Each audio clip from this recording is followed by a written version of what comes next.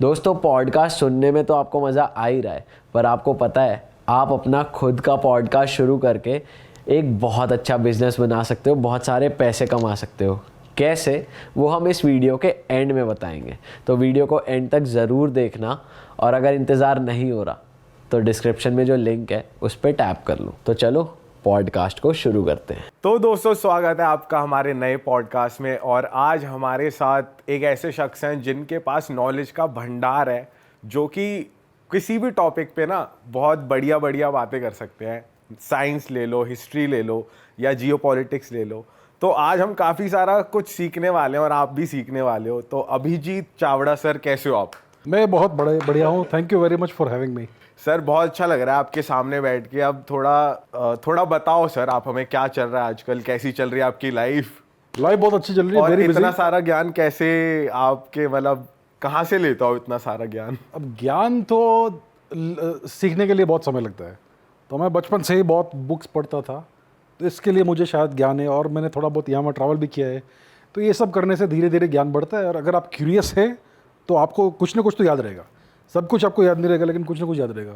तो धीरे धीरे बहुत वर्षों के समय के पैसेज से मैं थोड़ा बहुत ज्ञान मिल गया है मुझे, थोड़ा बहुत। मैं आईटी में भी बहुत समय तक रहा हूँ। So I understand IT, I understand the IT business, the IT industry. I understand theoretical physics, astrophysics, ये सब मुझे समझता है। और मुझे बचपन से हिस्ट्री का बहुत बड़ा शौक था, तो मैंने बहुत हिस्ट्री पढ़ी है, दुनिया भर की history, Roman history, Greek history, Chinese history, Egyptian history, कहाँ की हिस्ट्री। और फिर मुझे धीरे धीरे इंडियन हिस्ट्री में भी धीरे धीरे वो इंटरेस्ट आने लगा। ओवरऑल इंडियन हिस्ट्री मुझे बहुत ही डिप्रेसिंग लगती थी, क्योंकि सिर्फ दुख की बातें थी उसमें। अच्छा। डिफीट की बातें, हारने की बातें। लेकिन मैं थोड़ा सा इंटरेस्टेड आया, मुझे इंटरेस्ट इसमें आया, तो मुझे सत्य दिखने लगा कि एक्चुअल हिस्ट्री क्या है इंडिया की। बहुत इंटरेस्टिंग हिस्ट्री है। सर एग्जाम्पल से बता सकते हो आप अभी करंट सिनेरियो के, जो आपने पढ़ा कि कब रिपीट हुआ, अभी क्या चल रहा है और आगे क्या कोई होगा? ऐसा पैटर्न ना? हाँ, पैटर्न। एक पैटर्न बहुत इंटरेस्टिंग है, जिसको बोलते हैं इंपीरियल साइकिल। इंपीरियल साइकिल क्या होता है कि एक एम्पायर बनता है, ओके, और वो कुछ सदियों तक या कुछ वर्षों तक चलता है, और फिर वो डिस्ट्रॉय होता है। फिर कुछ समय तक केओस होता है उस जगह पे, यू नो। फिर वापस नया एम्पायर आता है, फिर वो बढ़ता है, अपने पीक पर पहुंचता है, फिर वो डिक्लाइन होता है, फिर वापस गायब होता है, डिस्ट्रॉय होता है। इसको बोलते हैं इंपीरियल साइकिल। और अगर आप उसको, इस इंपीरियल साइकिल को स्टडी करोगे कि इस एम्पायर में 7 राजा रहे फॉर एग्जांपल, तो किस लिए उसका राइज हुआ, किस लिए वो सबसे ऊपर पीक तक पहुंचा, फिर उसका पतन किस लिए, किन कारणों से शुरू हुआ, और कैसे वो डिस्ट्रॉय हुआ, फिर नया एम्पायर कैसे बना। अगर ये आप बार बार पढ़ोगे चाइनीज़ हिस्ट्री में, ग्रीक हिस्ट्री में, कहीं और की हिस्ट्री में, तो आपको साइकिल्स दिखने लगेंगे। तो इस समय एक एम्पायर है विश्व में, जिसे बोलते हैं सुपर पावर। सुपर पावर का दूसरा मीनिंग है एम्पायर। तो the US is the only super power आज। तो वो भी एक एम्पायर है। वो एक्चुअली ब्रिटिश एम्पायर का कंटिन्यूएशन है। इस समय वो डिक्लाइन में है। तो अगर आप बहुत सारे इंपीरियल साइकिल्स को पढ़ोगे, डायनास्टिक साइकिल्स को पढ़ोगे, तो आपको समझेगा कि आगे क्या होने वाला है पॉसिबली। सर हिस्ट्री से मुझे ना एक बात पूछनी है आपको। इजिप्शियन हिस्ट्री बहुत पुरानी हिस्ट्री रही है, वहाँ पे पिरामिड्स और कुछ ऐसी मिस्टीरियस चीज़ें भी रही हैं शुरुआत से, जिसे कहा जाता है कि उस ज़माने में इतनी मशीनरी नहीं थी कि परफेक्टली ऐसे पिरामिड्स बन पाए। ये कैसे बने, क्यों बने? तो इसके पीछे आपने रिसर्च करी है? क्या है, क्या ये एलियंस ने बनाए हैं, कैसे, मतलब ये क्या है? क्या इजिप्शियन हिस्ट्री के बारे में थोड़ा बताओ मुझे। तो इजिप्शियन हिस्ट्री लगभग 5-6 हज़ार वर्ष पुरानी है, मे बी 7,000 वर्ष। एग्जैक्टली कितनी पुरानी है हम जानते नहीं है। Most likely second oldest civilization है विश्व की, आफ्टर इंडियन सिविलाइजेशन। भारत का सिविलाइजेशन कम से कम 10,000 वर्ष पुराना है, कम से कम। कल्चरल कंटिन्यूटी एटलीस्ट 10,000 वर्ष की। अब इजिप्ट की बात करते हैं, मे बी 5-6-7,000 ईयर्स पुरानी है। आपने पिरामिड्स की बात की, बहुत बड़े मेगा स्ट्रक्चर्स है ये। हर पिरामिड में लगभग सेम प्रकार का बहुत सारे स्टोन्स है, क्यूबिकल शेप में ये स्टोन्स है। और अप्रॉक्सीमेटली 100 टन का एक स्टोन है, एक पत्थर। अब ये इतने ऊपर तक 100 टन का पत्थर कैसे गया, ये एक बहुत बड़ी मिस्ट्री है। इतने 10,000, 100, 1 लाख के ऊपर शायद स्टोन्स होंगे एक पिरामिड में, जो सबसे बड़ा पिरामिड है इसमें। तो आज की अगर हम टेक्नोलॉजी देखें, क्रेन से हमारे पास, मशीन से, हमारे पास ऐसा कोई मशीन नहीं है जो इतना ऊपर, इतना बड़ा स्टोन वहाँ तक पहुँचा पाए। और ये हज़ारों वर्ष पहले इन्होंने ये काम किया। कैसे किया हम जानते नहीं है। अगर कोई बड़ी बड़ी मशीन यूज़ की, वो मशीन कहाँ है? इतनी बड़ी मशीन तो कहीं ना कहीं उसका कुछ ना कुछ तो आपको एविडेंस मिलना चाहिए, कुछ टूटा फूटा वो नहीं है। अगर उन्होंने एक रैंप बनाया उसको वहाँ तक चढ़ाने के लिए, तो वो रैंप के अवशेष कहाँ है? वो भी नहीं है। तो ये बहुत ही बड़ा मिस्ट्री है, ये किया कैसे उन्होंने। तो इसलिए लोग पूछते हैं कि क्या एलियंस थे इसमें कि एलियंस ने कुछ एलियन टेक्नोलॉजी से ये पत्थर वहाँ पर असेंबल किए। तो आंसर ये है कि हमारे पास आंसर नहीं है, और ये बहुत बड़ा मिस्ट्री है। तो ये आज भी किसी के पास जवाब नहीं। आप किसी भी हिस्टोरियन के पास जाओ तो वो बोलेंगे कि शायद ये हुआ होगा या शायद वो हुआ होगा, लेकिन उसका कोई एविडेंस नहीं है। तो इसलिए वैसे सर mystery है। आपको क्या लगता है कि एग्जैक्टली क्या हुआ होगा? अगर मैं आपसे पूछूं, एक आपने आइडिया लगाया हो, कुछ सोचा हो, ज़्यादा थिंकिंग करी हो कि मेरा कंक्लूजन ये है, कुछ ऐसा है? मुझे लगता है शायद भगवान ने किया है या फिर शायद एलियंस ने किया। मेरे पास और कोई आंसर नहीं है इस समय। विदाउट एविडेंस मैं आपको कुछ जवाब नहीं दे सकता। ये भी यूनिवर्सल आंसर ही है कि हाँ एलियंस या फिर भगवान। और सर उसमें इनफैक्ट ये भी है ना कि जो पिरामिड्स के जो मतलब टॉप की वो है, वो अलाइंड है स्टार्स से। 3-4 पिरामिड्स की टॉप, तो वो इतना अलाइंड कैसे होगा? वो स्टार्स प्रिसाइज अलाइनमेंट, प्रिसाइज। हाँ। सर आप मानते हो एलियंस में? ये अच्छा प्रश्न है, मुझे पता नहीं है, लेकिन मैं ये आपको जवाब दे सकता हूँ इन स्टैटिस्टिकल पर्सपेक्टिव। पूरे विश्व में 10⁻22 स्टार्स है। 10 मतलब 1 और उसके बाद 22 शून्य, 22 zeros। इतना बड़ा नंबर है 10⁻22। इतने स्टार्स पूरे विश्व में है, पूरे यूनिवर्स में है। वो भी ऑब्जर्वेबल यूनिवर्स, उससे बड़ा भी यूनिवर्स है जो हमें दिखता नहीं है। मतलब हमारे यूनिवर्स में इतने स्टार्स है, इतने तारे हैं, more than the number of grains of sand in all the beaches on earth. इतने स्टार्स है। ओके, तो इतने स्टार्स है तो वहाँ कहीं पर एक जगह पर भी और लाइफ नहीं होगी क्या हमारे जैसी? आई थिंक मेरे अनुसार life, alien life, extra terrestrial life बहुत कॉमन मोस्ट लाइकली होगी, लेकिन हमारे पास आज तक उसका एविडेंस मिला नहीं है। तो फिर प्रश्न ये उठता है कि कहाँ हैं सब लोग, क्यों छुपे हुए हैं? तो इसका हमारे पास जवाब नहीं है इस समय। लेकिन आई एम प्रेटी श्योर कि भाई एलियन लाइफ रीजनेबली कॉमन होनी चाहिए।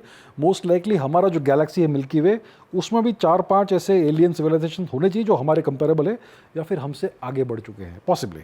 सर हम ही तो नहीं है एलियंस, हम भी एक प्रकार के एलियन। हमने यहाँ के ऐसा हो सकता है कि हम ही और हमने ये आके चीज़ें बनाई हैं और ये सारी चीज़ें करी। ये पॉसिबिलिटी है, लेकिन उसका एविडेंस हमें मिलना चाहिए, है ना। हर चीज़ एविडेंस के हिसाब से होती है। साइंटिफिक मेथड में क्या है कि वी नीड ऑब्जर्वेशनल एविडेंस। अगर आपके पास किसी चीज़ का एविडेंस नहीं है तो आप अनुमान लगा सकते हो, इन्फरेंस कर सकते हो लॉजिक के हिसाब से, लेकिन evidence is very important. Sir मैं उस वाले टॉपिक पे दोबारा आऊँगा, इजिप्शियन वाले पे। ममीज का बहुत सुना है मैंने, काफ़ी मूवीज भी देखी है, तो थोड़ा उस बारे में बताओ कि एक्चुअली। तो इजिप्शियन जो कल्चर था उसमें एक आफ्टर लाइफ का कंसेप्ट था कि आपकी मृत्यु के बाद, आपके मृत्यु के पश्चात आपकी जो आत्मा है वो कहीं और जाएगी, स्वर्ग में जाएगी, कहीं और जाएगी, और वहाँ पर आप हमेशा के लिए जिएंगे। ये कंसेप्ट था। तो उसमें ये कंसेप्ट था कि अगर आपका जो बॉडी है वो प्रॉपर्ली प्रिजर्व नहीं होगा तो आपकी आत्मा नहीं जाएगी। तो उसको फिर उन्होंने एक प्रोसेस निकाला जिससे सबसे पहले वो मृत शरीर के जितने भी इंटरनल ऑर्गन्स है, इंटेस्टाइन्स, हार्ट, लंग्स, ब्रेन, सब निकाल देते थे ताकि जो इजीली डिकम्पोज हो जाए, वो सारा मटेरियल, सारा पदार्थ निकाल देते थे। उसके बाद पूरे जो बॉडी था उसको एक सॉल्ट बाथ में डालते थे। नेट्रन नाम का एक लेक है, वहाँ से वो लेके आते थे वो सॉल्ट, वो केमिकल कंपाउंड्स, उससे पूरा मॉइस्चर निकल जाता था बॉडी से और वो पूरी तरह से ड्राई हो जाता था इवेंचुअली। ये लंबा प्रोसेस था, एक दिन में नहीं होता था, शायद कुछ सप्ताह लगते थे उसको। और फिर उसको ठीक से पैक करेंगे, उसके अंदर कुछ रेजिन डालेंगे, कुछ पाउडर्स डालेंगे और उसको पूरे से लिनन क्लॉथ से उसको रैप करते थे और फिर उसको एक अच्छे सार्कोफेगस जो बोलते हैं उसके अंदर बिठा के कहीं पे वो दफना देते थे। ये प्रोसेस था उनका। तो ममीज़ बहुत हज़ार वर्ष पुरानी मिलती है, 2000-3000 वर्ष पुरानी मम्मियाँ। और पिछले 1000 वर्ष में जब यूरोप ने इजिप्शियन मम्मीज़ को डिस्कवर किया तो एक अजीब सा उनमें एक रिवाज आ गया यूरोप में कि वो मम्मीज़ को परचेज कर ख़रीदते थे, उसका पाउडर बनाते थे और उसको दवाइयों में डाल के उसको खाते थे। उसको ये मुमिया बोलते थे, मुमिया, इस पाउडर को। पर्पस क्या था, रीजन बीइंग? वो मानते थे कि इससे आपकी आयु बढ़ेगी, आयु लंबी होगी, आपकी हेल्थ अच्छी होगी, आपको अगर कुछ बॉडी में कुछ इलनेस है तो वो ठीक हो जाएगी। तो ये मम्मीज़ को खाते थे, यूरोपियंस खाते थे। सोचिए, कैनिबलिज्म। यूरोप में और यूके में, इंग्लैंड में ये सब ये था, और ये बहुत महंगा होता था जो मम्मीज़ का powder, so only rich people could afford. Sir ये जो गांधार राज था पहले, जो कि अब ईरान और ये सब है, तो इसको क्या सही में शकुनी जो था उसकी वजह से था, क्योंकि जो वॉर हुई उसकी वजह से हुई, जो महाभारत हुई उन्हीं की वजह से हुई, तो ऐसा क्या सच है कि उनकी वजह से हो रहा है अभी तक भी वहाँ पे शांति नहीं है, पीस नहीं है? हाँ, तो गांधार जो जगह है वो northern most part of India था। आज वो रीजन को हम अफगानिस्तान कहते हैं, ठीक है। तो हमारे जो बहुत पुराने टेक्स्ट है, वैदिक टेक्स्ट, पोस्ट वैदिक टेक्स्ट है, उसमें गांधार के बहुत रेफरेंसेस आते हैं। फॉर एग्जांपल बौद्धयान श्रोत सूत्र नाम का एक टेक्स्ट है, वो लेट वैदिक टेक्स्ट है, उसमें गांधार की बात आती है, पार्श्व की बात आती है, अराता की बात आती है। तो गांधार वो अफगानिस्तान, इसमें कोई डिस्प्यूट नहीं है, प्रेजेंट डे अफगानिस्तान। और वो लोग हमारे ही लोग थे, दोज वर इंडियन पीपल। और फॉर एग्जांपल तक्षशिला का जो यूनिवर्सिटी था वो भी गांधार में था, ओके। और जो महाभारत की बात होती है, जो गांधारी वहाँ से आई, उनका भाई, उनके भ्राता थे शकुनी, वो भी वहाँ से थे। और शकुनी बहुत क्रोधित थे, बहुत गुस्से में थे कि उनकी बहन जो थी उसको एक अंधे व्यक्ति से विवाह करना पड़ा। तो इसके लिए वो उन्होंने ये प्रण लिया था कि मैं इनको मरवाऊंगा सबको। तो ये बात है। तो महाभारत मेरे हिसाब से एक्चुअल हिस्टोरिकल इवेंट्स है, क्योंकि उसमें एक चैप्टर आता है महाभारत में, एक इवेंट आता है जब अर्जुन द्वारका जाते हैं, वहाँ पर बहुत बड़ा भूकंप आता है और द्वारका नगरी पूरी समुद्र के नीचे हो जाती है। और आज हमें वहीं पर एग्जैक्टली वो द्वारका नगरी मिली है समुद्र के नीचे। मतलब जो हज़ारों वर्ष पहले जो टेक्स्ट लिखा गया था वो बिल्कुल सही है। सो दैट कोरोबरेट्स कि भाई आर्कियोलॉजिकल हार्ड एविडेंस है हमारे पास, एग्जैक्टली जो हज़ारों वर्ष पहले लिखा गया था उस चीज़ के बारे में, उस घटना के बारे में। तो मेरे हिसाब से ये एक सिंपल एविडेंस है, और भी एविडेंसेस है। मेरे हिसाब से महाभारत की जो स्टोरी है, इतिहास है, वो एक्चुअल इतिहास है, वो मिथोलॉजी नहीं है। सो और क्या एविडेंस है सर, थोड़ा बताओ। तो बहुत सारे एविडेंस है, लेकिन सबसे हार्ड एविडेंस है वो द्वारका का है। दूसरी बात ये है कि महाभारत का अगर आप टेक्स्ट पढ़ेंगे, उसमें कितने सारे सिटीज़ के, शहरों के बारे में लिखा है, नामों के इंक्लूडिंग द नेम्स, वो नेम्स, प्लेस नेम्स सारे आज भी वही सब है। बहुत सारी नदियों के बारे में लिखा है, वो सारा ज्योग्राफी भी आज है। तो बहुत सारे यात्राओं के बारे में लिखा है, जिसमें कौन से जगह से गए थे वो सब भी आज आपको मिलेगा। बहुत सारे पिलग्रिमेजेस, तीर्थ यात्राएं की गई, बहुत सारे मिलिट्री कैंपेन्स किए गए, वो सारे के सारे ज्योग्राफिकल प्लेसेस आज भी है। मतलब ऐसा नहीं कि कोई इमेजिनरी ज्योग्राफी में या फिर इमेजिनरी लोकेशन में ये हुआ है। तो that is one thing. For example बहुत सारे बैटलफील्ड्स के नाम आज भी, हम दिल्ली में इंद्रपथ क्या है भाई, इंद्रप्रस्थ है ना, सोनीपत क्या है, सोनीप्रस्थ है। सो ऐसे बहुत सारे आपको लोकेशंस मिलेंगे। और अनफॉर्चुनेटली हमारी एएसआई ने वहाँ पर कुछ भी आर्कियोलॉजिकल काम नहीं किया है। हम जानते हैं इंद्रप्रस्थ कहाँ पर है, तो भाई जाओ और काम करो, अपना खोदो यार, आपको मिलेगा एविडेंस। लेकिन नहीं ढूंढेंगे ये लोग। द्वारका में 30 साल से कोई आर्कियोलॉजिकल एक्सपेडिशन नहीं हुआ है। क्यों नहीं हुआ है? अरे भाई, हमारे जो डाइवर्स है, स्कूबा डाइवर्स, वो कह रहे हैं कि हम अपने पैसे से जाकर ये करेंगे, लेकिन उनको परमिशन नहीं मिल रहा है। तो ये बात है, ये लोग हमारा हिस्ट्री छुपाना चाहते हैं। Mahabharata is not mythology, it is history. Sir छुपाना क्यों चाह रहे हैं, इसके पीछे क्या रीज़न है? अब ये कौन छुपा रहा है? ये मोस्टली एएसआई छुपाना चाहता है। एएसआई सिर्फ मुगल मॉन्यूमेंट्स को प्रिजर्व करना चाहता है, बाकी सब भाड़ में गया। अभी एएसआई की स्थापना किसने की? अंग्रेजों ने की।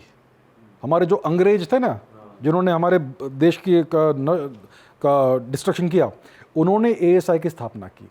एएसआई का पर्पस क्या था कि भारत में जितने भी ऐसे आर्कियोलॉजिकल और ऐसे जोन से, लोकेशन से, उनका फर्स्ट ऑफ ऑल एक लिस्ट बनाए बहुत बड़ा, वहाँ पर क्या क्या है वो उसका लिस्ट बनाए, और जो कुछ भी वैल्यूएबल है वो लेके यूके में भेज दो। आज आप लंदन म्यूजियम जाओ, और ब्रिटिश म्यूजियम लंदन में, वहाँ पर हमारे कितने महान ट्रेजर्स वहाँ पर रखे हुए हैं।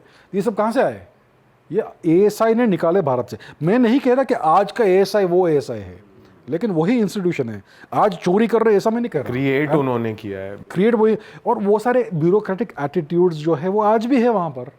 तो उनका हमेशा फोकस था कि steal Hindu and Indian pre Islamic art and stash it and take it to Europe and the west and preserve the Mughal monuments.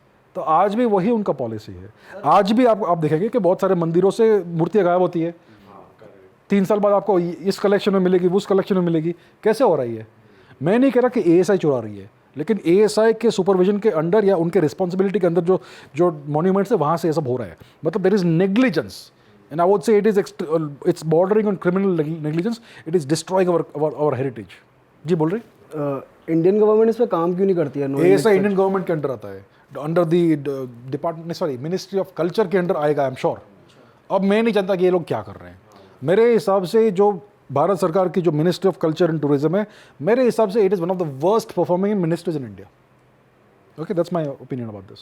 Sir तो जो ये पहल हुई है यूपी गवर्नमेंट की तरफ से कि बच्चों के टेक्स्ट में से मुगल हिस्ट्री हटाई जा रही है, very bad. Bad why not, मतलब व्हाई? अच्छा, मैं समझाता हूँ क्यों बैड है. अगर आप अपना इतिहास पूरी तरह से 360 डिग्री से अगर देख नहीं पाएंगे तो आपको समझेगा नहीं कि what went wrong in the past, और फिर आप वही गलतियां वापस दोहराओगे इन द फ्यूचर में. कहा ना कि जो अगर आप हिस्ट्री पढ़ेंगे तो आप फ्यूचर को प्रेडिक्ट कर पाएंगे टू सम एक्सटेंट. अगर आपके हिस्ट्री, आप जो हिस्ट्री पढ़ते हो अपनी स्वयं की हिस्ट्री, उसमें बड़े बड़े गैप्स है जिससे बहुत वैल्यूएबल लेसन्स आपको मिलेंगे. वो हिस्ट्री अगर आप डिलीट कर देंगे तो आपको पता ही नहीं चलेगा कि ये सब आज जो ये स्थिति है वो कैसे हुई. अगर आप अच्छे से हिस्ट्री पढ़ते तो आप ये समझ पाते कि आज का जो विश्व है वो कैसे बना. अगर आपके पास वो इन्फॉर्मेशन में बड़े बड़े गैप्स है तो आपको समझेगा नहीं कि ये सब कैसे हुआ. आज भारत एक थर्ड वर्ल्ड कंट्री क्यों है? आज भारत में ओवरऑल एजुकेशन लिटरेसी रेट इतना क्यों है? आज हमारा GDP 3.5 ट्रिलियन डॉलर्स क्यों है? हमारा पर कैपिटा GDP $2,000 के लगभग क्यों है? एक समय में पूरे विश्व का 33% प्लस GDP सिर्फ भारत से आता था. क्या हुआ? अगर आप सही से हिस्ट्री नहीं पढ़ेंगे तो आपको समझेगा नहीं कि व्हाट वेंट रॉन्ग, और फिर आप वही गलतियां बार बार दोहराओगे. Mughal history is our history. It is a very unfortunate, sad and horrific part of our history, but we have to face the truth. तभी आप सीखोगे कि क्या गलत हुआ और फिर क्या हमें प्रिकॉशंस लेने चाहिए ताकि ये वापस नहीं आए. It should never happen again. Sir उस टाइम लैंग्वेज हिंदी होती थी या संस्कृत होती थी या क्या होती? हाँ, गुड क्वेश्चन. आज हम हिंदी बोलते हैं क्योंकि फॉर वॉट एवर रीजन. अब सर वो भी रीजन बताई दो कि हाँ, ठीक है, कैसे इवॉल्व हुई लैंग्वेज. ठीक है, we will come to that. तो पुराने ज़माने में भारत में आई एम श्योर बहुत सारी भाषाएं जैसे आज है वैसे ही हुई होगी, लेकिन हमारे जो सिविलाइजेशनल लैंग्वेज है, सांस्कृतिक लैंग्वेज है, वो संस्कृत है. जो विश्व का सबसे पुराना लिटरेचर है ऋग्वेद, उसकी जो लैंग्वेज है वो है ऋग्वेदिक संस्कृत, वैदिक संस्कृत. तो अगर आप मौर्य साम्राज्य के समय की बात करेंगे तो मोस्ट लाइकली जो ऑफिशियल लैंग्वेज होगी वो मोस्ट लाइकली संस्कृत होगी, और जो वर्नाक्युलर लैंग्वेज होगी स्पेशली पाटलिपुत्र और मगध रीजन की, वो मोस्ट लाइकली पाली होगी. पाली एक अपभ्रंश लैंग्वेज थी, मतलब थोड़ी सी करप्टेड थी, a corrupted and slightly distorted form of Sanskrit. जैसे हिंदी के भी बहुत सारे प्रकार है. अब हम टीवी शो में हम जो हिंदी का उपयोग करेंगे वो अच्छा संस्कृताइज्ड हिंदी होगा, जो रास्ते में हम उपयोग करेंगे हिंदी का वो बहुत अलग होगा. तो वैसे पाली और संस्कृत का दैट सॉर्ट ऑफ रिलेशनशिप था. अगर आप संस्कृत समझते हो तो आपको पाली पूरी समझेगी, बट इट लुक लाइक एक गाँव वाली भाषा है, दैट सॉर्ट ऑफ थिंग, वो टाइप का. तो इसे कहते हैं प्राकृत भाषा. जो संस्कृत की जो डिसेंडेंट डॉटर लैंग्वेजेस है, ऐसी बहुत सारी प्राकृत भाषाएं थी. तो उनमें से एक पाली थी, एक महाराष्ट्री प्राकृत थी, बहुत सारी ऐसी प्राकृत भाषाएं थी, जिसमें से आज की जो मॉडर्न लैंग्वेजेस है जैसे कि मराठी, हिंदी, गुजराती, बंगाली, असमीज, ये सब धीरे धीरे उसमें से उत्पन्न हुई. तो हिंदी हमारी राष्ट्रीय भाषा कैसे बनी? ये श्री नेहरू जी ने डिसाइड किया कि हिंदी को बनाओ. अम्बेडकर जी कह रहे थे कि Sanskrit should be the Indian national language, civilisational language. Actually Sanskrit होनी चाहिए हमारी सिविलाइजेशनल लैंग्वेज. ये मृत भाषा नहीं है. जब मैं ये शब्द का उपयोग करता हूँ मृत, ये संस्कृत शब्द है, ये हिंदी शब्द नहीं है. उपयोग, ये भी संस्कृत शब्द है. और अगर आप कोई भी संस्कृत शब्द लेंगे उसको हिंदी में डालेंगे आपको समझेगा. आज प्रातः मैंने एक श्वेत श्वान देखा. थोड़ा अजीब लगता है बट यू अंडरस्टैंड कि मैं क्या बोल रहा हूँ. आज सुबह मैंने एक सफ़ेद कुत्ता देखा, सिंपल. और ये आप गुजराती में डाल दीजिए, ये आप बंगाली में डाल दीजिए, कहीं पर भी आप ये संस्कृत शब्द डालेंगे सबको समझेगा. It elevates the language. तो हमारी जो सिविलाइजेशनल लैंग्वेज है वो एक ही हो सकती है, विच इज संस्कृत. और हमारे महान पॉलिटिशियंस ने ये सब गलत काम किए हैं. सर ये तो फिर आनी चाहिए सर स्कूल्स में, लोग बच्चों को पहले से ही सिखाओ. हमारी सबकी मातृभाषा एक्चुअली संस्कृत है. अगर आप किसी बच्चे को संस्कृत सिखाओगे ऐसा नहीं लगेगा उस बच्चे को कि किसी फॉरेन लैंग्वेज को सीख रहे हैं हम. वो नेचुरली आएगी, हमारे DNA में है, हमारे खून में है, वो ये होना चाहिए लेकिन नहीं हो रहा. कंपलसरी नहीं है, मतलब स्कूल्स में हर जगह ऑप्ट करना पड़ जाता है, वैसे वाला सीन है अभी तक तो। वो तो हिंदी की आप- तरह से हिंदी कंपलसरी है। आप अगर एक बार सेकेंडरी में आओगे तब आपको ऑप्शनल मिलेगी संस्कृत, बचपन से नहीं मिलेगी आपको, ये बात है। सर आप वेदों की बात कर रहे हो एंड आप एक साइंटिस्ट भी हो, हाँ। तो आपको दोनों एस्पेक्ट्स पता है स्पिरिचुअलिटी और वेद क्या कहते हैं। वेद बात करते हैं कि टाइम स्पेरिकल है और साइक्लिक है, और मतलब साइंस कहता है टाइम लीनियर है। तो आपका क्या पर्सनली इस पे क्या टेक है, क्योंकि हमारे वेद बात करते हैं मल्टीवर्स की, टाइम बात करता है पैरेलल यूनिवर्स, और टाइम ट्रैवल की साइंस ये बात करता है। तो आपका क्या पर्सनली क्या एक्सपीरियंस रहा है, क्या टेक है आपका? एक्सपीरियंस तो मेरा लीनियर टाइम का ही है, मैंने कभी टाइम को ऐसे घूमते हुए देखा नहीं है। सर जैसे पर आपने हम यही सबका कहा experience हुई कि है। हिस्ट्री रिपीट्स इटसेल्फ, हाँ, those are patterns are repeating, not time is repeating. Okay, ये पैटर्न, इवेंट के patterns because of cause and effect, उसके वजह से, उसके कारण से साइक्लिकल इवेंट्स होते हैं। Okay. लेकिन टाइम तो लीनियरली जा रहा है भाई, हम वापस उस पीछे के समय में नहीं गए। We all experience linear time, लेकिन हमारे जो वेद है उसमें कहते हैं कि युगों का साइकिल है, युग साइकिल। उसमें कहते हैं कि दोबारा आएगा, बार बार आएगा, जैसे त्रेता युग दोबारा आएगा, सतयुग दोबारा हाँ, आएगा। ये भी एक्चुअली इवेंट्स की बात हो रही है कि आज ऐसे कंडीशन है हमारे विश्व में कि बहुत बुरा समय चल रहा है, इसे कहते हैं कलयुग। लेकिन फ्यूचर में फिर से अच्छा समय आएगा, मतलब ये नहीं कि जो समय आ चुका है वो वापस आएगा, उसके जैसा अच्छा समय आएगा, जिसे हम सतयुग कहेंगे, फिर व्हाटएवर। इसका ये मतलब नहीं है कि the past time will come back today. People say that Ramayana फिर से होगी। हाँ सर ये ना एक पॉडकास्ट पे भी हमारे एक गेस्ट थे अक्षत गुप्ता जी, जिन्होंने रामायण में भी इसका एक जिक्र था कि जब राम जी जा रहे होते हैं वापस, तो वो एक अपनी रिंग गिराते हैं और हनुमान जी उसे लेने जाते हैं पाताल में, तो वहाँ पे उन्हें शेषनाग मिलते हैं।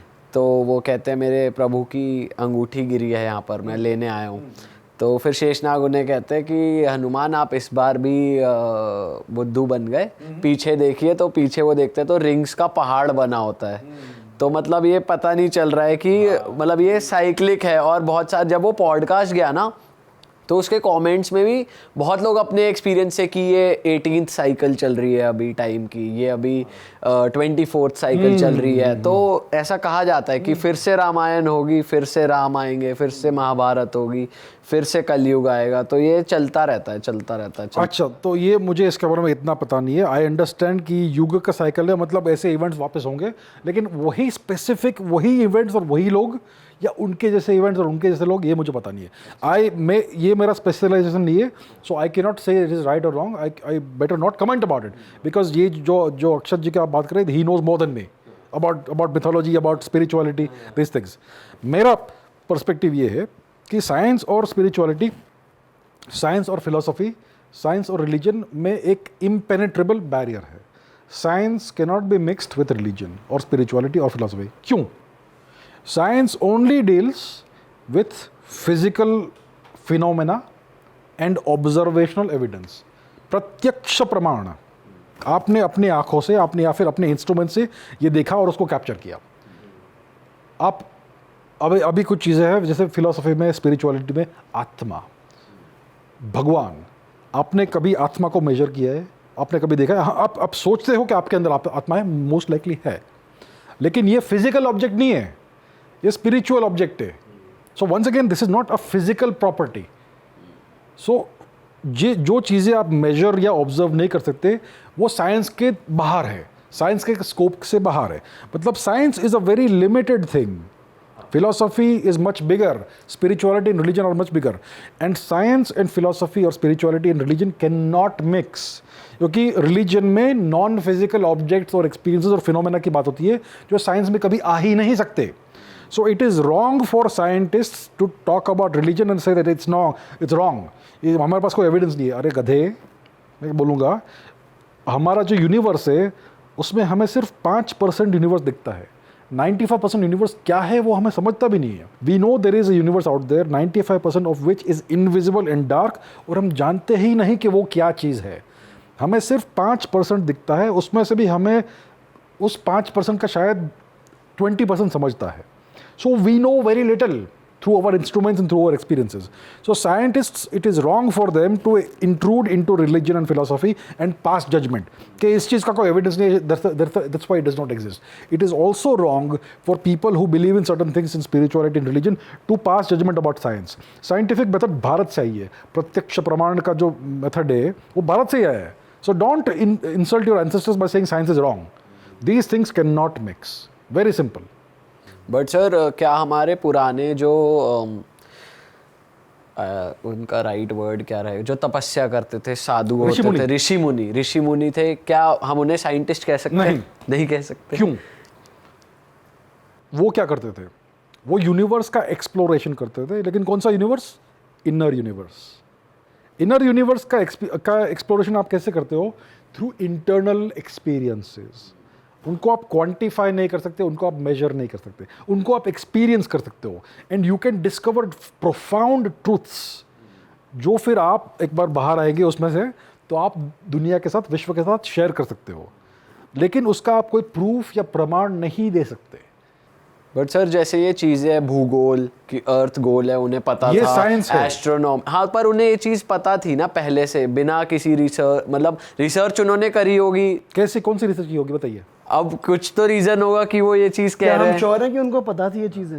We are sure about it? हाँ, भूगोल हमारे स्क्रिप्चर्स में तो बहुत पहले तो से हमें लिखी कैसे है. पता कि उन्होंने अंदर जाकर ये सब चीजें निकाली? May be they did experiments on the actual ground.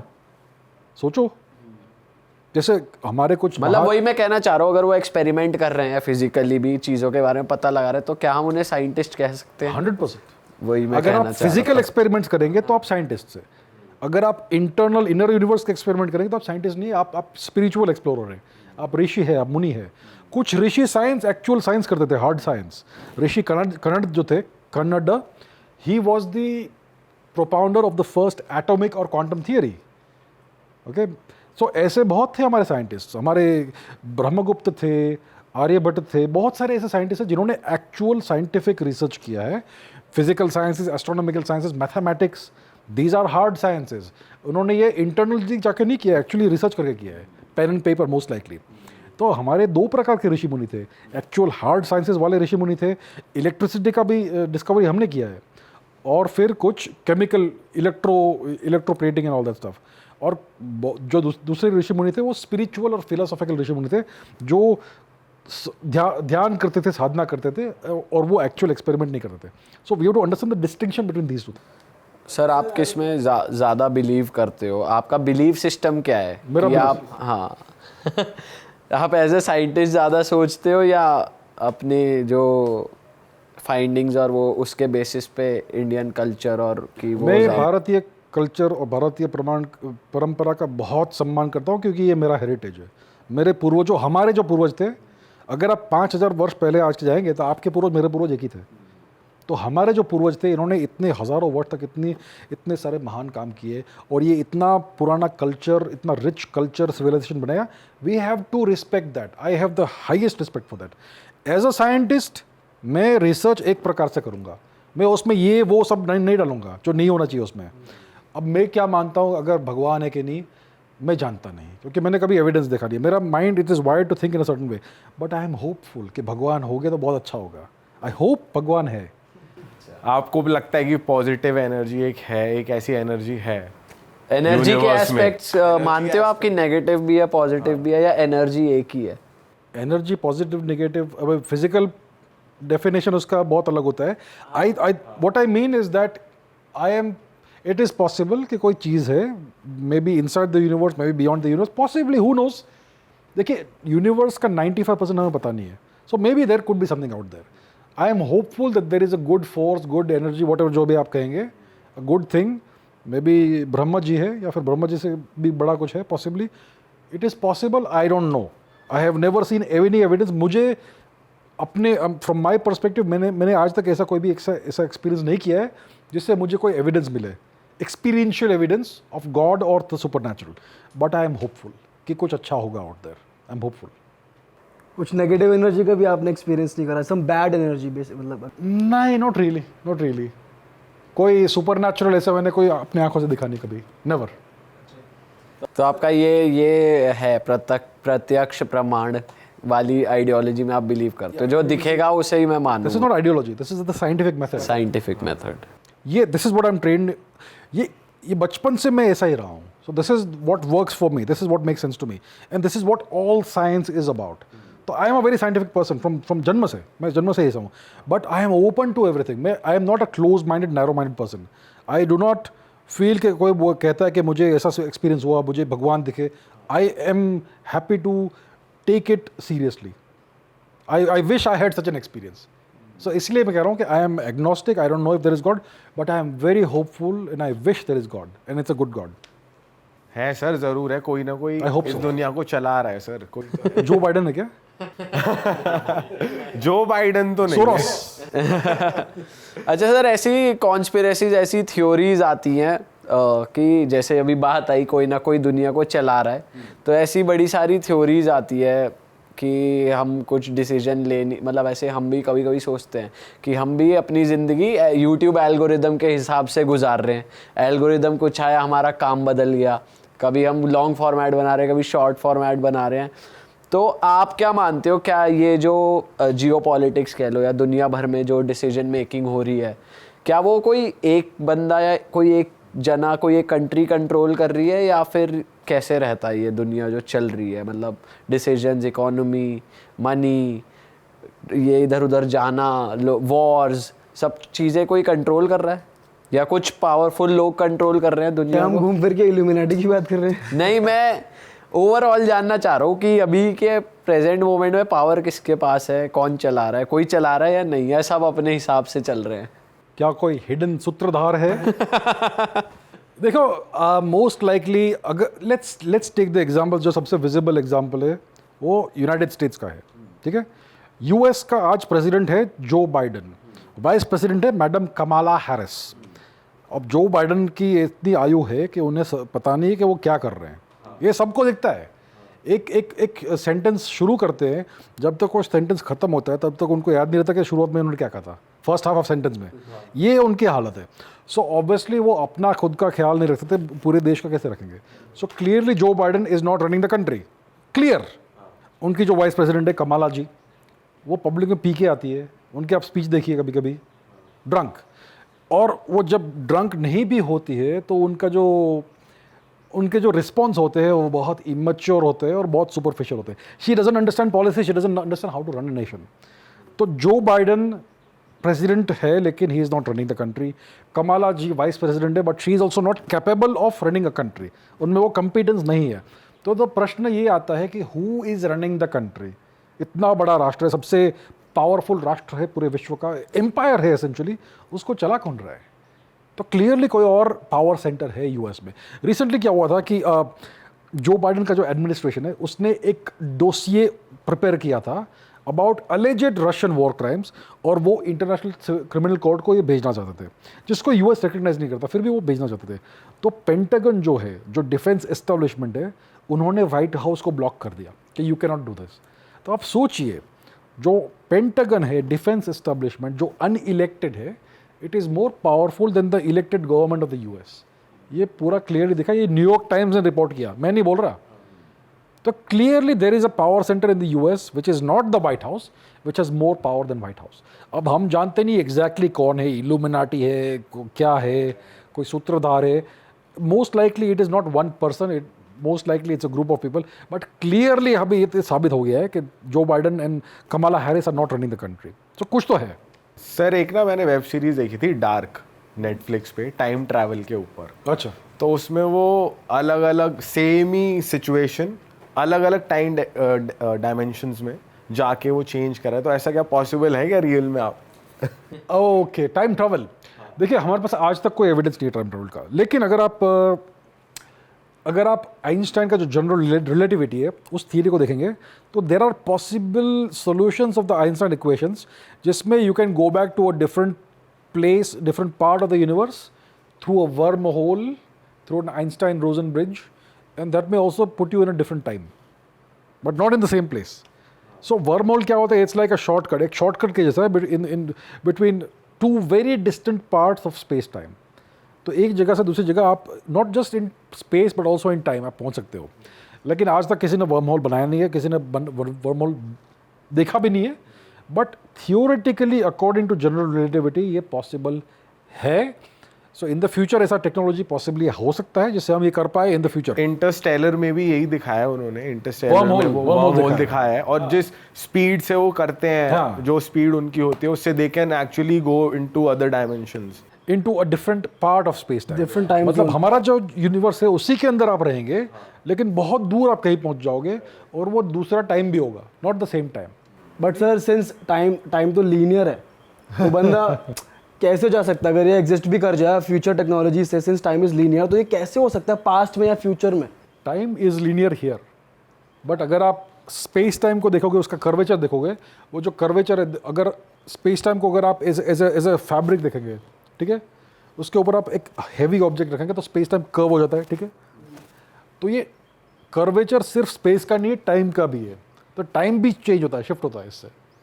So time is linear only where we are here, but time will also be relative, time भी रिलेटिव है। तो अगर आप किसी बहुत ही मैसिव ऑब्जेक्ट के पास हो तो time will flow very slowly for you. तो अगर आप दो ट्विन्स हो, ट्विन्स ओके, एक ही समय पर आप दोनों का जन्म हुआ है, आप लेट्स से 20 वर्ष के हो, अभी एक आपका जो भाई है उसको मैं एक ब्लैक होल के अराउंड ऑर्बिट में बैठाता हूँ, उसको कुछ नहीं होगा, वो दूर रहेगा, अंदर नहीं जाएगा वो, उसके लिए 1 घंटा जो है वो आपके लिए 20 साल होगा, ये हो जाएगा। This is called time dilation. So time is no longer linear now. तो ये एक बहुत ही स्ट्रेंज इफेक्ट है which is known to happen, क्योंकि उसके बिना जीपीएस नहीं चलेगा, क्योंकि जीपीएस को सैटेलाइट जो है वो ऊपर है अर्थ के, it is further away from the massive presence of the earth. We are at the earth surface, तो we are feeling the mass more. तो दो सैटेलाइट्स, उनमें जो एटॉमिक क्लॉक्स है उनका स्पीड अलग है compare to the clocks over here, बहुत छोटा डिफरेंस है। उसको अगर आप इनकॉर्पोरेट नहीं करोगे तो आपके जीपीएस कोऑर्डिनेट्स चलेंगे नहीं ठीक से। So that's why for GPS we have to incorporate the effects of time dilation. So ये होता है actually. So time is not linear actually. अरे सर हम तो पॉडकास्ट में कॉन्ट्रडिक्ट कर गए अपनी बातों से। कैसे कैसे कैसे? मतलब प्रीवियसली आप साइक्लिकल टाइम की बात कर रहे थे, मैं लीनियर टाइम की बात कर रहा हूँ। मैं नहीं कह रहा कि टाइम साइक्लिकल है, there is no contradiction, there is no contradiction whatsoever. Now since you are saying कि वो जो उन्होंने बनाया वो एग्जिस्ट नहीं करती, टाइम ट्रैवल की वो जो आप 2 होल्स की बात कर रहे थे वो एग्जिस्ट नहीं करता अभी फिलहाल, हमने कभी देखा नहीं, कभी देखा नहीं है। हाँ। बट देयर आर एविडेंसेस कि people have time travelled in past. There are claims. Evidence और क्लेम्स में क्या फर्क होता है? मैंने कहा कि भाई मेरे पास पर है लेकिन आपको दिख नहीं रहे, तो ये मेरा क्लेम है, वो आपके एविडेंस को मैच नहीं कर रहे, right? But those claims were like कि जो लोग एक्चुअली पास्ट में गए थे ना, हाँ, उन्होंने ये देखा वो देखा। रैंडम यूट्यूब वीडियो जिसके बारे में बात कर रहा हूँ एक्चुअली, तो उसमें ये था कि जो उसके पहनने का स्टाइल था ना वो 21st सेंचुरी का था, और वो था कभी किधर कौन सी सेंचुरी में पास्ट में। उसका प्रमाण क्या है हमारे? फोटोज है बस। Just pictures. अब 300 साल पहले किसने फोटो निकाली? हाँ, किसने निकाले फोटो 300 साल पहले? उस समय कैमरा नहीं था। जो चीज़ एग्जिस्ट नहीं करती लोग फिर भी उसके बारे में बात कर रहे हैं। So we have to look at it logically, very simple. Logically देखो आपके पास एक्चुअल प्रमाण है कि नहीं। अभी कोई कहता है कि ये था वो था, तो आप उसको उसके एविडेंस को एग्जामिन कीजिए, वेरी सिंपल। लॉजिकली वो कंसिस्टेंट होना चाहिए, दैट्स इट। अब वो ये कह रहा है कि मैंने 500 साल पहले इसकी फोटो निकाले थे, हाउ डज इट वर्क? उस समय फोटोग्राफी का टेक्नोलॉजी था ही नहीं, है ना? Sir I really want to know this thing. आपने इस बारे में पढ़ा डार्क साइड ऑफ मून? हाँ, है ना, उधर कहते हैं कि एलियंस अभी भी एग्जिस्ट करते हैं। अच्छा, प्रमाण है? सर वो तो हम आपसे जानना चाहते वही हैं। आपसे, क्योंकि आपने ज़्यादा पढ़ा होगा। तो dark side of the moon क्या है? हमारा जो मून है चंद्र और अर्थ, ये दोनों एक रेजोनेंस में है। मतलब जो मून का जो रोटेशन का जो स्पीड है, it is exactly equal to the time it takes for it to do 1 revolution around the earth. इसके कारण से हमें मून का सिर्फ एक साइड दिखता है, दूसरा साइड हमें कभी दिखता नहीं है। सो कभी भी हज़ारों लाखों वर्ष तक किसी भी ह्यूमन बीइंग ने आज तक dark far side of the moon देखा नहीं है, अंटिल द 1960s जब हमने सैटेलाइट्स, अमेरिका और रशिया ने सैटेलाइट्स भेजे। आई थिंक सबसे पहले रशिया ने भेजा था, यूएसएसआर ने। तो उन्होंने सबसे पहला फोटोग्राफ निकाला of the far side of the moon. और अब तो बहुत सारे फोटोग्राफ्स आ चुके हैं एट्सेट्रा। इस समय चाइना ने एक लैंडर भी रिसेंटली भेजा था to the far side of the moon, वहाँ से सैंपल्स निकालना and do some scientific research. तो हमारे पास अब तो बहुत सारे फोटोग्राफ्स है, बहुत कुछ है, वहाँ पर ऐसा कोई एलियन एक्टिविटी उन फोटोग्राफ्स में तो दिखता नहीं है हमें। और ऐसा कुछ भी ऐसा स्ट्रेंज हमने through the photographic and other observational evidence कुछ देखा नहीं है। फार साइड ऑफ द मून का एक कैरेक्टरिस्टिक बहुत स्पेशल है, वहाँ पर कोई रेडियो नॉइज़ नहीं है, कोई भी इलेक्ट्रॉनिक नॉइज़ नहीं है। अगर आप जो near side of the moon है जो हमें दिखता है, वहाँ पर आप अगर किसी एस्ट्रोनॉट को भेजोगे तो वहाँ पर क्या है कि it is a very noisy environment. हमारे अर्थ में जितने भी रेडियो स्टेशंस है, जितने भी इलेक्ट्रॉनिक सिग्नल्स है, इलेक्ट्रोमैग्नेटिक सिग्नल्स है, वो सब वहाँ पर जाते रहते हैं। It's a very noisy place. अगर आप वहाँ पर कुछ रिकॉर्ड करोगे ट्रांसमिशन, तो बहुत सारे और ट्रांसमिशन आएंगे आपको, तो आपको प्रिसाइज फ्रीक्वेंसी पे जाना पड़ेगा to find your transmission. So it's a very noisy environment.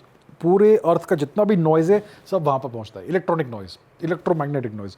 अगर आप फार साइड ऑफ द मून पे जाओगे, वहाँ पे शांति है, कंप्लीट साइलेंस, क्योंकि it is shielded from the earth, क्योंकि आधा मून उस तरफ है जिसको सब मिल रहा है और इस तरफ कुछ भी नहीं है।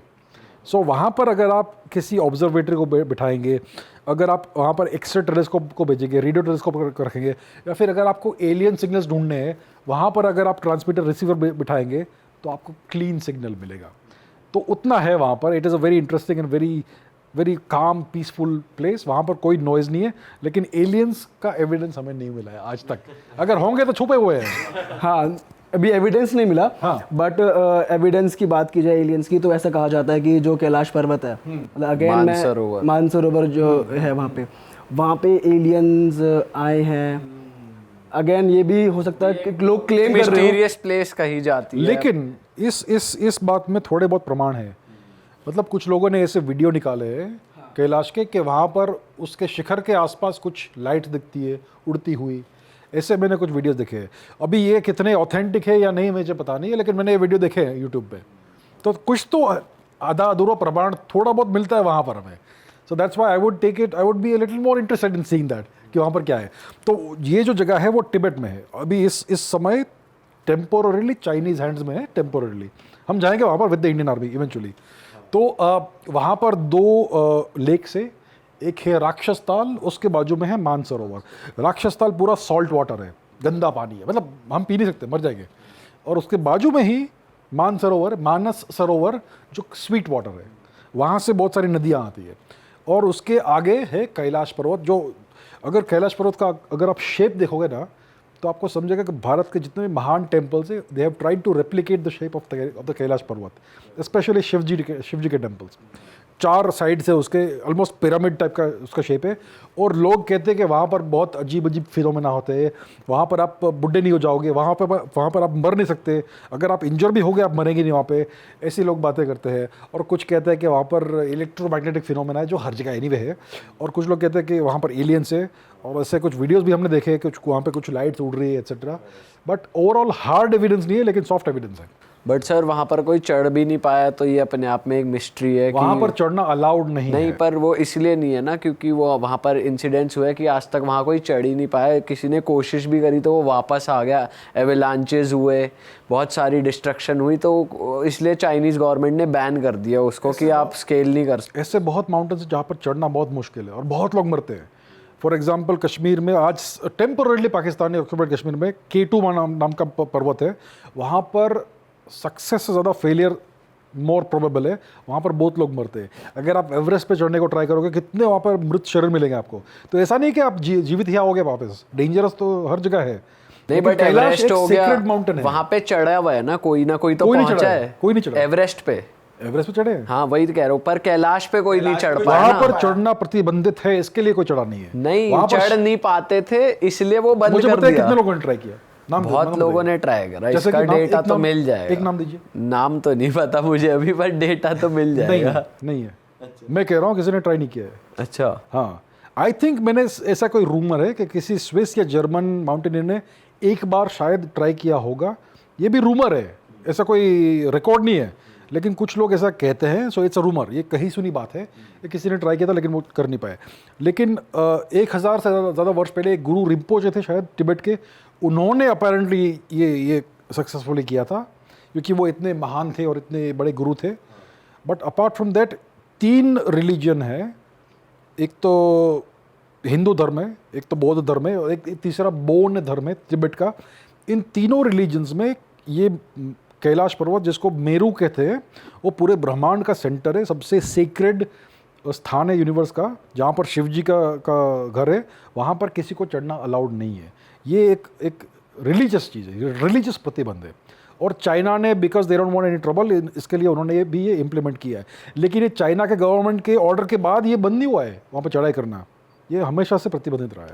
अच्छा सर आपने उस बारे में पढ़ा है, मतलब ऐसा जैसे ये भी अगेन कहा जाता है कि यूएस आर्मी या किसी यूएस गवर्नमेंट के पास एक एलियन ट्रैप्ड है। एरिया 51 की एरिया 51 पे उधर वहाँ पे एलियंस आए थे एक बार, तो वहाँ पे जाना भी अलाउड नहीं है अब इनफैक्ट काफ़ी लोगों के लिए, मतलब किसी के लिए भी। और वहाँ पे ट्रैप्ड है एलियन। तो ट्रैप नहीं, ये भी कहते हैं कि यूएस गवर्नमेंट एलियंस के साथ काम कर रही है वहाँ पर। हाँ। और एलियन अबडक्शंस भी होते हैं यूएस के लोगों के साथ, कि लोग एलियंस उन्हें ले जाते हैं, रिसर्च करते हैं, ऐसी भी बातें सुनी है। तो बस यही सोचते हैं कि यूएस में ही क्यों होता है, तो यहाँ प्रश्न ये है कि भाई एलियंस वहीं पर क्यों आते हैं यूनाइटेड स्टेट्स में। इवेंचुअली ऐसा होगा कि भाई पिज्जा हट के भी एड्स होंगे यूएफओ के ऊपर, मैकडोनल्ड्स के एड्स होंगे, पता नहीं क्या क्या एड्स होंगे। तो अगर यूएस के पास कोई एविडेंस है, या फिर उनके पास एलियन आर्टिफैक्ट थे, यूएफओ उनके पास पकड़ा हुआ है, या फिर उनके पास एलियंस, मरे हुए एलियंस के शव है, या फिर जीवित एलियन भी है, तो ये हमारे पास कभी एविडेंस क्यों नहीं आया? उन्होंने कभी इसके फोटोग्राफ्स या वीडियोस रिलीज़ क्यों नहीं किए? कभी कभी यूएस गवर्नमेंट ऐसे कुछ वीडियोस निकाल के देता है कि हमारे F-16 पायलट ने इस यूएफओ का पीछा किया और ये वीडियो निकाला। ये यूएफओ, ये जो वीडियोस वो रिलीज़ करते हैं वो ब्लैक एंड वाइट क्यों होते हैं? उनके पास तो इतनी अच्छी टेक्नोलॉजी है F-16 में और दूसरे प्लेन्स में, सब कुछ एकदम HD में दिखेगा, कलर भी दिखेगा। ये ग्रेनी से ब्लैक एंड वाइट वीडियोस क्यों रिलीज़ करते हैं? क्या क्या क्या उनका पर्पस क्या है? और अगर उनके पास UFOs है तो फिर वो छुपाते हैं और फिर कुछ छोटा इन्फॉर्मेशन रिलीज़ करते हैं, लीक करते हैं। फॉर एग्जांपल कुछ लोग हैं, उनके नाम मुझे याद नहीं है, वो कहते हैं कि हमने वहाँ काम किया है और वहाँ पर ये है वो है। तो भाई एक तो फोटो दिखाओ, कुछ तो दिखाओ। सर वो कहते हैं ना कि वहाँ पे जब न्यूक्लियर बॉम्ब की टेस्टिंग हो रही थी, तो उस टाइम के दौरान जब वो काफ़ी ज़्यादा होता रहा, टेस्टिंग होती रही, तब बताते हैं कि उस टाइम पे UFO का था, एक्टिविटी बढ़ गया था, एक्टिविटी बढ़ी थी उस टाइम पे। तो क्या है कि वहाँ पर नेवाडा में मोस्ट लाइकली एक जगह है, एक एयरबेस है जिसे कहते हैं एरिया 51। ये बहुत ही सीक्रेटिव जगह है, मतलब सब जानते हैं वो कहाँ पर है। आप गूगल अर्थ में जाओगे, गूगल मैप्स में जाओगे, आपको उसका इमेजेस दिखेगा, लेकिन ये बहुत सीक्रेट लोकेशन है क्योंकि बहुत बड़ा उसके आजू बाजू का एरिया है, उसको कॉर्डन ऑफ किया है, nobody is allowed to come there. अगर आप उसमें घुस के जाओगे आपको शूट कर देंगे। तो ये क्या है? ये एक टेस्ट फैसिलिटी है। वहाँ पर एक्सपेरिमेंटल एयरक्राफ्ट, फ्यूचरिस्टिक एयरक्राफ्ट्स के टेस्ट होते हैं। और ये जो प्लेन्स होते हैं, फॉर एग्जांपल स्टेल्थ बॉम्बर है, B-2 stealth bomber, B-51 spirit, whatever जो भी उनके नाम है, ये एयरक्राफ्ट के शेप कितने अजीब है, लाइक अ फ्लाइंग विंग। अगर आप रात में उसको देखोगे विथ लाइट्स, आपको लगेगा कि UFO आ गया। आपको आपके पास उस एविडेंस, उस एयरक्राफ्ट के एग्जिस्टेंस के बारे में पता नहीं है, और अगर अचानक से वो ऊपर से उड़ के गया तो आपको लगेगा UFO आ गया।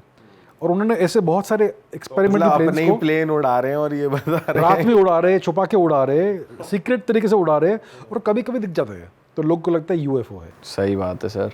एंड रैप अप करते हैं इस एपिसोड को। बहुत सारी बातें करी सर हमने, बड़ा मजा आया, टॉपिक्स कवर कर लिया आज हमने आपके साथ। आपको मजा आया? बहुत मजा आया, very interesting, good fun, all three wonderful people. Thank you so much for having me guys, thank you sir so much. मज़ा आया। एंड अगर ऑडियंस को मज़ा आया तो प्लीज़ कमेंट करो, हम सर के साथ दोबारा एक बार बैठना चाहेंगे और ज़्यादा बढ़िया मज़ेदार आपके लिए कंटेंट निकालना चाहेंगे। ये तो ज्ञान का भंडार है ही सर, तो इनके साथ दोबारा एपिसोड हम ज़रूर करना चाहेंगे। फ़िलहाल सर का यूट्यूब, यहाँ पे गोल बटन आ रहा है आपकी स्क्रीन पे, आप सब्सक्राइब कर दो। सर रेगुलरली अब फुल टाइम कंटेंट क्रिएशन में ही हैं, तो जाकर उनके यूट्यूब चैनल को सब्सक्राइब कीजिए। उनके इंस्टाग्राम का लिंक हमारे डिस्क्रिप्शन में है, जाकर फॉलो कर लीजिए। और मिलते हैं आपसे नए पॉडकास्ट के साथ। कुछ बोलना है आपको जाते जाते? Final words. मैं सबको यही कहूँगा, raise your standards, don't be mediocre, don't be ordinary, be the best version of yourself. Awesome. Thank you sir, and thank you subscribe दोस्तों। जरूर कर देना। Bye bye, love you all. Thank you दोस्तों, video की शुरुआत में मैंने आपको बताया था कि कैसे आप अपने खुद का पॉडकास्ट कोर्स शुरू करके बहुत सारे पैसे कमा सकते हो।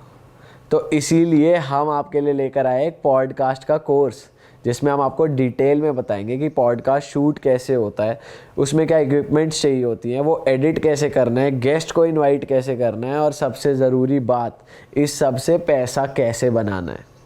दोस्तों डिस्क्रिप्शन में एक लिंक है जो आपको हमारी वेबसाइट पर लेकर जाएगी, जहाँ एक इंट्रो वीडियो है जिसमें हमने डिटेल में बताया कि इस कोर्स में क्या क्या होने वाला है, क्या क्या हम आपको सिखाएंगे। जाओ उस वीडियो को देखो और अपने आप को उस कोर्स के लिए रजिस्टर करो। एक नई शुरुआत आपका इंतज़ार कर रही है, आपके रजिस्ट्रेशन का इंतज़ार रहेगा। मिलते हैं, बाय बाय।